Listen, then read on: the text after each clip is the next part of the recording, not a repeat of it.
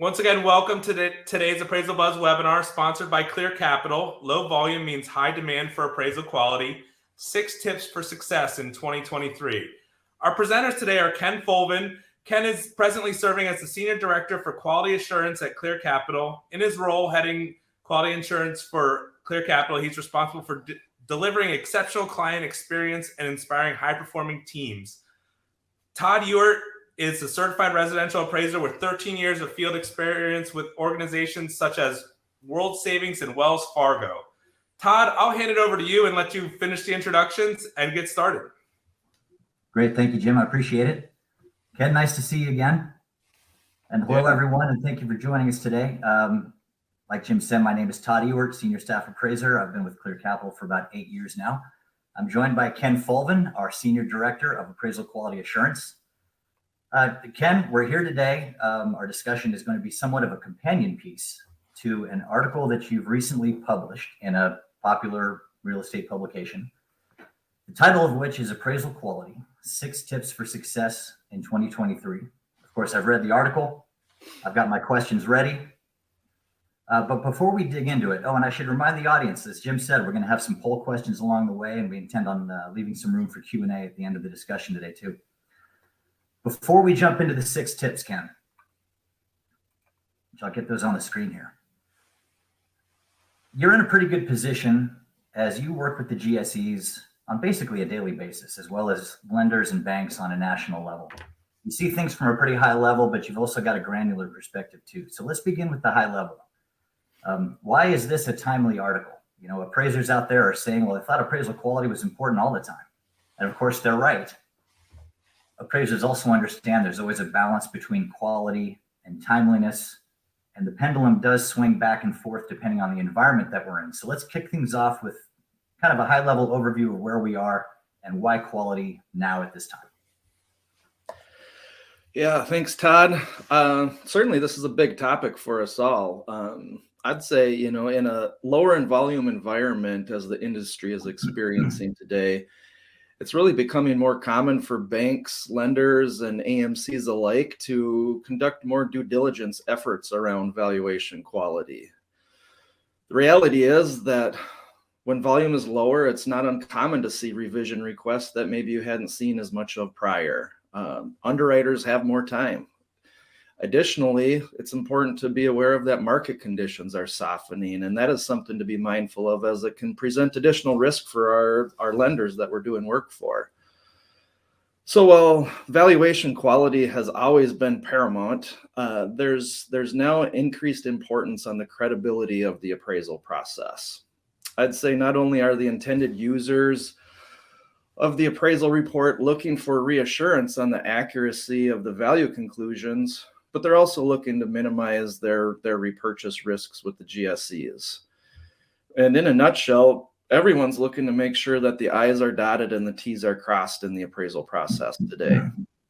So in my quality assurance role, I know firsthand that the post-delivery revision request can add approximately of 5 days to the underwriting process. That's a lot of time, and all stakeholders are routinely working to try to identify ways to minimize those delays.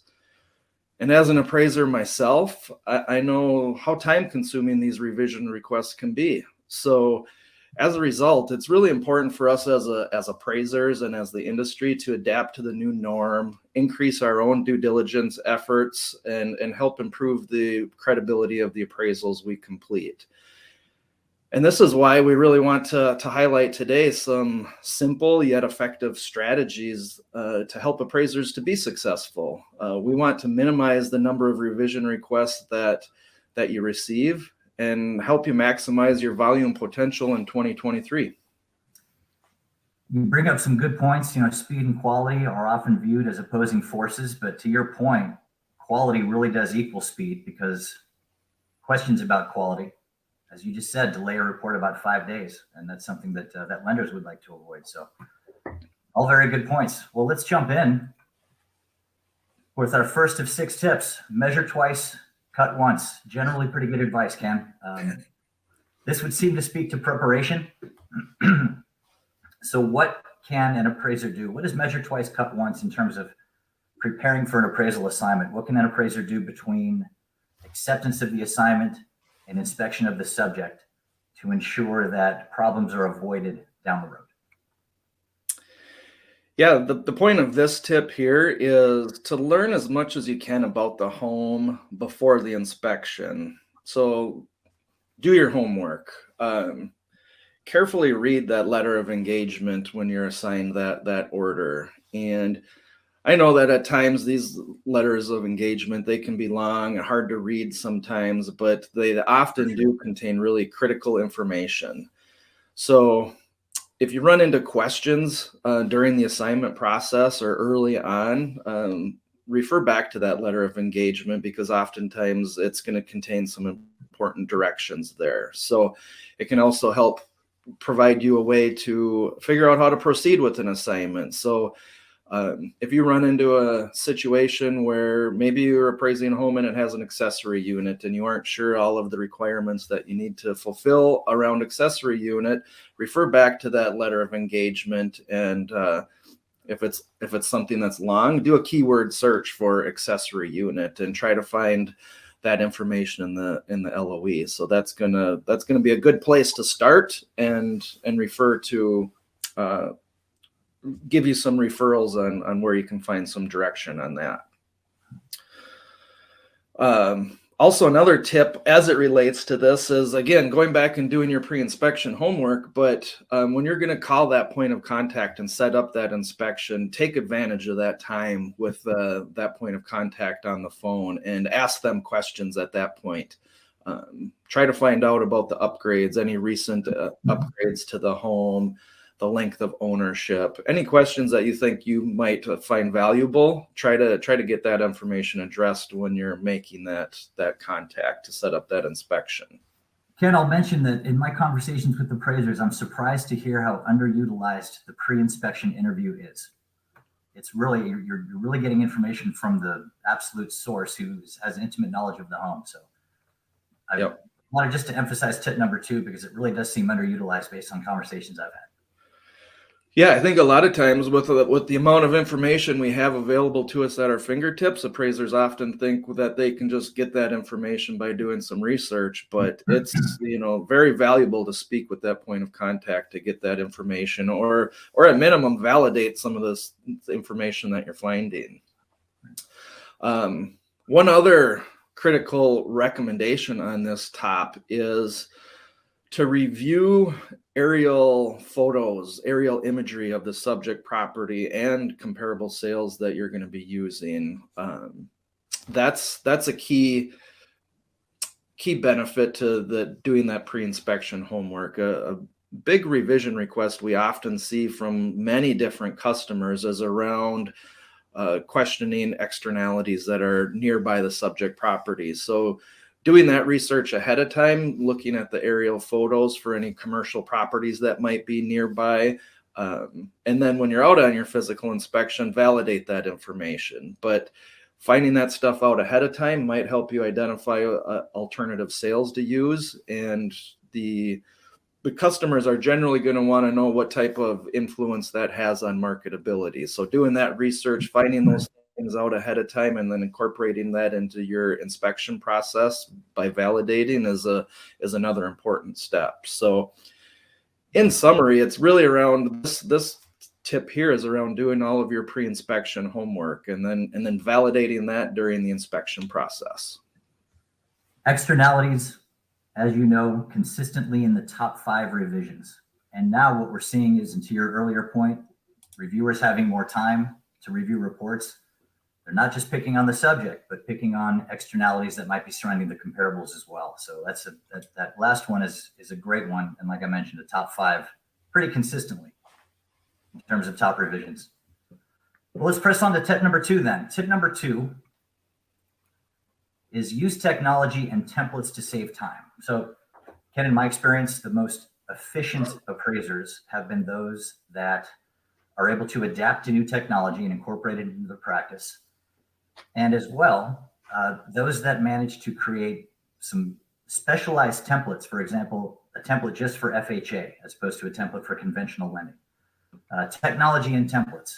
What can appraisers do today? And with full understanding that change is sometimes hard and not everyone wants to adapt to the new technology, right? We're all creatures of habit, right? So what can appraisers do today to use these things to their advantage? Let's talk about how they can improve their efficiency in their practices. Yeah, there's a lot of different technology tools out there in the marketplace that can create efficiency for appraisers. So I would encourage our audience, our appraisers out there to explore that stuff, find out what might work for you. There's digital tools that can help save you time, help keep you organized. There's mobile measuring applications out there like Kubicasa that can streamline the measuring process, provide improved output for you, whether that's the sketch or the floor plan, and provide ANSI-aligned GLA. That can all translate into faster inspection times, fewer revision requests, and increased productivity for you.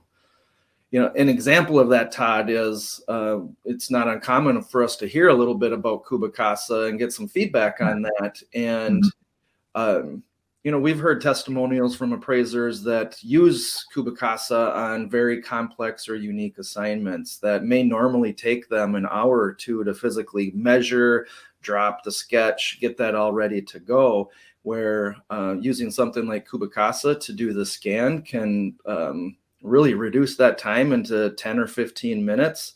And that's all time that's valuable to the appraiser. So that's one example of some of the tools that are out there for appraisers to take advantage of.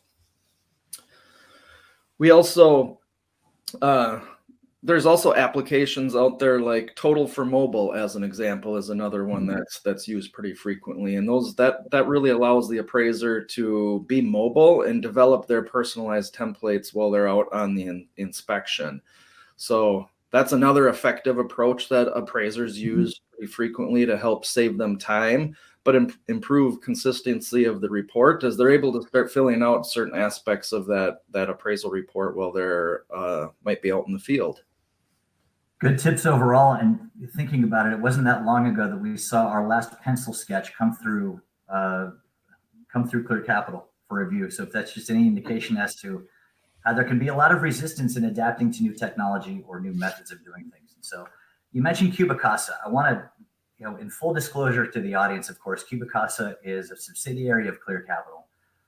And to your point, Ken, there's a webinar out there now. We're going to link to it at the end of the presentation, presented by Kubicasa. It shows a demonstration of a ridiculously complex subject property that would probably, Ken, I would be out there with my high school geometry book, putting stakes in the ground, trying to figure this thing out. Kubicasa was able to knock it out in about 15 or 20 minutes. So it may, at risk of sounding self-serving, and apologies to the audience in advance, but I'm thinking about the possibility of an appraiser out there who might be, you know, encountering difficulties. We're about to get into the dead of winter here, right? Some climate challenges, ice, snow, the blazing heat of summer, certain physical limitations, navigating terrain. I mean, there might be an appraiser who might find a technological, advanced tool like this to be critical in helping advance and continue a very well-deserved and well-earned career. You know, as appraisers, we don't like to move personal property out of the way. We don't like to climb ladders that are too high. We care about our own safety. And being able to provide an ANSI compliant floor plan with interior walls from the comfort of an air-conditioned or heated subject property, that could seriously prolong a career to an appraiser. So again, forgive the somewhat blatant promotion, but I'm thinking about if we're here to improve lives, I want that one appraiser that might benefit from hearing this to hear this. So. Yeah, gone are the days of a frozen pen, right? And you don't have to worry about that. And I can relate to that appraising in Minnesota. So yes, I encourage everyone to at least give it a try. At least check out the video that we're going to post at the end. If nothing else, it's a great watch. Yeah. Well, pressing on to tip number 3. Ken, some would say this is an area where I'm a little bit challenged. Be concise in your commentary. So what does it mean to be concise in your commentary? I want to point to the first sentence of actually the article that you wrote that begins with tip number 3. Have template comments grown like weeds in an attempt to fend off the dreaded recurring revision requests. This is a very common approach that we have seen. An appraiser doesn't want to get the same revision twice, so they say, darn it, I'm going to go ahead and put a template comment so no one ever asks me about my sales that are over 6 months old again. Might seem like a good idea at the time, but it presents its own set of problems and may result in even more revisions. So let's talk about that. Let's talk about the approach of adding to one's template like weeds in an attempt to avoid revisions. Does that work? And if not, why not? Yeah, this one really is all about being concise, avoiding the generalized commentary, and keeping the comments assignment specific. And we'll probably keep coming back to that theme throughout our discussion today, but it's really around keeping your commentary relevant to the assignment that you're appraising. It's not necessary to restate commentary from the signed certification or the limiting condition. We see that oftentimes where appraisers might be just re-emphasizing or regurgitating some of the same information that's already there. So avoid that. My recommendation is to avoid that type of generalized commentary. And you noted this, Todd, just a minute ago, but oftentimes we see appraisers, as appraisers, we want to avoid revision requests. And in doing so, one of the ways that appraisers often try to do that is by adding commentary to their templates from prior revisions that they've received. So, and that can add over years worth of unnecessary or additional commentary to a report. And where that can become a problem is it starts to cause, or it can cause, some confusion for the reader. It can actually create additional questions at times. And if and when those comments that are provided in the appraisal report are not really assignment specific and they're too generalized, it starts to lessen the credibility of the report for the reader. So I would encourage everyone to be mindful of the commentaries that they provide. Sometimes less is actually more in this case. I agree with you. And template comments are easy to spot. And you talk about credibility, and I know in my experience in having conversations with appraisers around the country, appraisers just want to be believed when they say something. But the key to credibility and the key to believability and earning the trust of the individual reading the report to make a collateral lending decision, I think, is to use more assignment specific commentary. It's, forgive the sports analogy, but it's hard to score points when you're on defense. And so putting a lot of barriers up in an effort to avoid revision requests, it's not quite as effective or confidence inspiring as it is to take a more offensive mindset, if you will, and include more commentary separate from the template commentary that is more assignment specific about the specific comps you're using, the adjustments that you're making, and your reconciliation of value, which these are all themes we're going to hit on. Actually, our kind of middle section of the tips here all have to do with commentary. Yep. So we'll kind of continue with this theme on the next one. Was there anything else? I might suggest, Todd, before we move on, just a couple best practices on this that I think can be important for our audience to hear. But I'd suggest and recommend appraisers consider organizing their supporting commentary by adjustment rather than comparable sale number. And what I mean by that, or as an example, would be if you're going to make condition adjustments to comparable sales, consider providing a heading for condition, and then itemizing each comparable sale underneath that heading with the explanation of your adjustment. That really helps keep your report consistent when you're doing that for all of the different types of adjustments that you're applying. That helps keep your report consistent, easy to follow, and easy to understand. And that's really important to minimize revision requests, is to try to keep your report easy to follow and understand. The easier your report is to follow, the less likelihood there is of you receiving a revision request for something that you may already have included in your report. So again, keep things simple, but keep them effective. Okay, so essentially you're suggesting, as opposed to comparable 1, comparable 2, lists your adjustments kind of in the order displayed in the Fannie Mae form by element of comparison top to bottom. Does make for a cleaner read and an easier to understand report. I'd have to agree with you there. Yeah, and where we that can also be beneficial is if at a later date you need to swap out a comparable or you add comparable sales, it's a lot easier to go back in and just add some commentary about that rather than trying to reread everything you wrote and figure out which comparable you may have added and adjust commentary accordingly. So it also helps for that if you do get a request down the road. Good advice for sure. Well, let's continue with the commentary theme here. We'll move on to tip number 4, which is explain how, not just why. So this would seem to speak to adjustment commentary specifically. So maybe we can help appraisers out here. Sometimes there's a little bit of confusion when an appraiser receives a revision request asking for more support for an adjustment. There is a comment in the report specific to that adjustment, but someone on the other end is asking for more or suggesting to the appraiser they need more support. So let's try to parse out the how and the why. When an appraiser is faced with that situation, what would you say most often is missing that would satisfy the end user? Yeah, this is a common issue I think we all see in the quality assurance space when we're reading appraisal reports, and it has been for a while, but oftentimes appraisers will provide commentary that's really just restating the obvious. And what I mean by that, or an example of that, is it's not uncommon for an appraiser to, if they're going to be adjusting for condition as an example, it's not uncommon to see a statement from the appraiser to say comparables number 2 and 3 have been adjusted $10,000 for being inferior in condition. And when I'm talking about restating the obvious, that's a good example because we can already tell as a reader of the report that you've adjusted $10,000 for that comparable being inferior by reading the sales comparison approach. Right. And it's easier to look at a picture, i.e. the grid, than it is to have to read that comment, isn't it?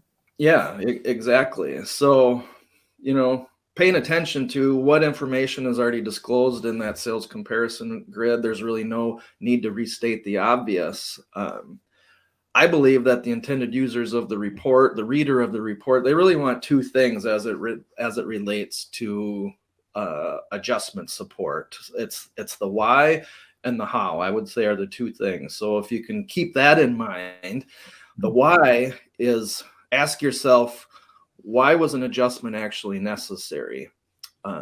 Figure that out and then disclose what are the specifics that make that comparable inferior or superior.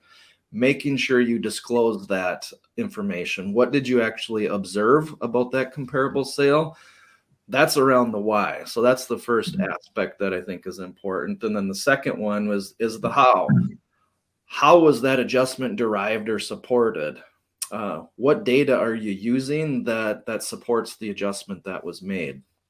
I really do think that explaining this information for the adjustments that you're making, it goes a long way in providing a well-supported and credible report. And I'm very confident that if you keep those 2 things in mind when you're making adjustments, it's really going to help minimize revision requests on that topic. Simple but effective. It really does come down to the qualitative and the quantitative. What did you observe? And how did you get the dollar amount? Right? Yep, you Pretty got simple. it. Simple, but not always easy. All right, well, let's move on to our final commentary-related tip. And this one is my personal favorite. I got to be honest with you. Tip number 5 is explain the final value conclusion. Looking forward to your take on how some appraisers might get tripped up along the way, or at least maybe the reader might get lost along the way when it comes to leading the reader from the sales comparison adjusted range of values to the final value conclusion. How would you advise an appraiser to construct a convincing reconciliation of value? And maybe we can also discuss some things that you would recommend appraisers avoid. Yeah, I know you said this is your favorite, Todd. This is one I'm passionate about too, because I think it goes a long way as in helping prevent revision requests. And I'll explain what I mean by that. But if you think about this, like after all the hard work an appraiser has gone through in developing their appraisal report, and that's anything from market conditions to selecting the comparable sales and the adjustment, the reconciliation is that last piece to kind of tie it all together, bring it all home, and provide a conclusion that's easily understood. I really do feel like a strong reconciliation can proactively address many questions a reader of the report might have. So it's a good habit to discuss in the final reconciliation statements, disclose the weighting of the sales and why. And an example of that is explain what the dominant features are of that subject property and how do those compare to the comparable sales that you've selected. Is that dominant feature, if the subject does have a dominant feature, disclose what it is, but is that, might be view, it could be location, it could be architectural style, and there can be many things that really drive value on for that assignment or that market, but to make sure that you're disclosing that information in your reconciliation. Bring all of that forward in your reconciliation and disclose which comparables might also have that same dominant feature. That's going to really start tying things together in terms of why you selected the sales that you did, which ones are being weighted the most and why, because some might share or have that similar dominant feature. That's going to bring the reader of the report to be able to understand how you reached that value conclusion and why. It sounds like what you're advocating for is very much a qualitative analysis, a characteristic-based analysis. And, as we know, gone are the days where it is acceptable to say equal weight given to all comps. Fannie Mae specifically advises against deriving a value conclusion based on a straight average. And even gross adjustments. I know it's very common to look at gross adjustments as the end all be all of similarity. And in some cases that's true, but there are other cases in which a characteristic based analysis would be more informative to the reader. So is it safe to say that a qualitative analysis might be arguably the best way to promote reader understanding of what's driving value for the subject? Yeah, I think that's a good summary. I mentioned this previously on this topic, but I want to restate it because I think it's important. But a detailed reconciliation will proactively address many of the questions someone from the writing may have with the report, and it can actually help minimize the reconsideration of value requests that one might receive. As an appraiser, I understand that as it relates to reconsideration of value requests, I can relate to those add additional time to your process to go back in and address days after maybe you've submitted that report.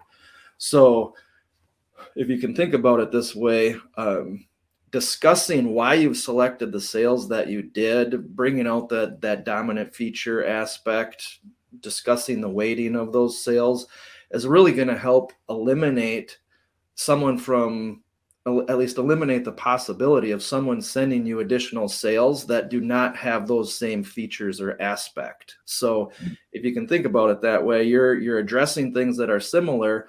Hopefully on the back end, someone isn't going to send you one of those sales because they can tell that it doesn't have the same view or it's not in that same location as the subject is. That's just going to help avoid some of those requests coming back your way.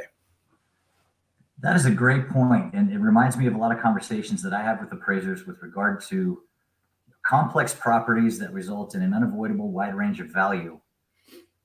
We always encourage appraisers, don't make adjustments that you can't support, of course. So a great detailed qualitative reconciliation can really make up for the lack of an ability to adjust to a narrow range, informing that reader why you chose the value that you did within this wide range.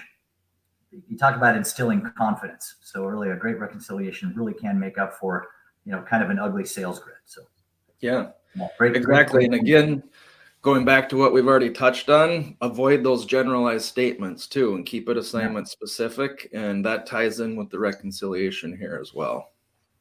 Good stuff. Well, Ken, why have a top 5 when we can have a top 6? I like it. So run a quick check before hitting send. Now, Ken, it's late. I've spent hours writing this complicated report. I'm tired. And I don't want to see this report again.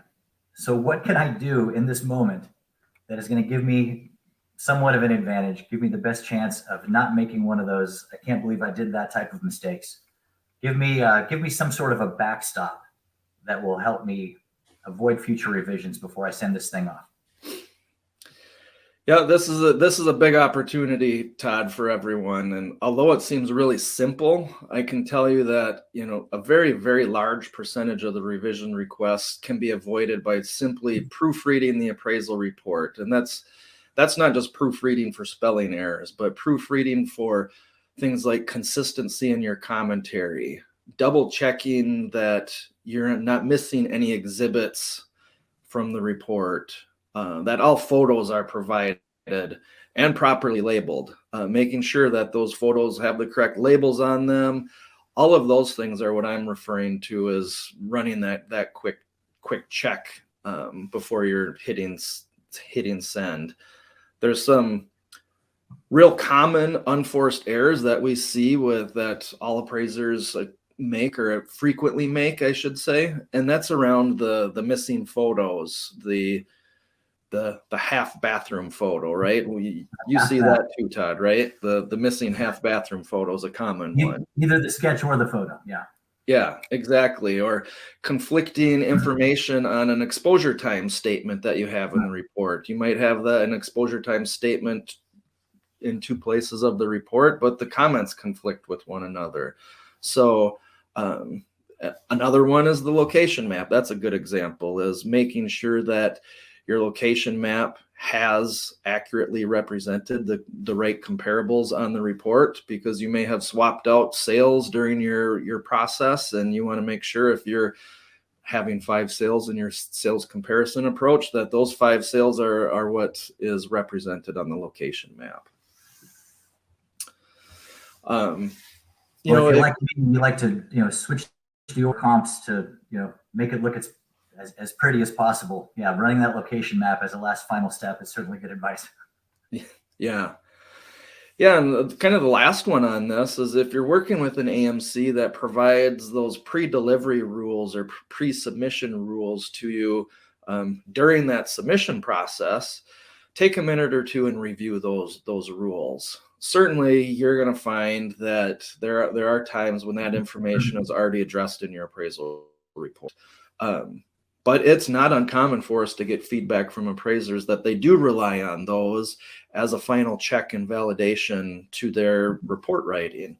A lot of successful appraisers do lean on those rules, again, as that final step and validation. So spending a few minutes there, reviewing those rules, going back through and checking your report can really save you a lot of time on the back end.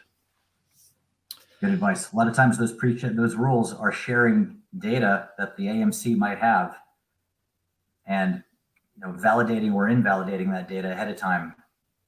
Although it is an extra step, it can certainly save time on that revision on the back end. Yeah, they could tie into things like customer specific requirements, common errors that appraisers might make. So yeah, I think it's well worth the time on reviewing that information.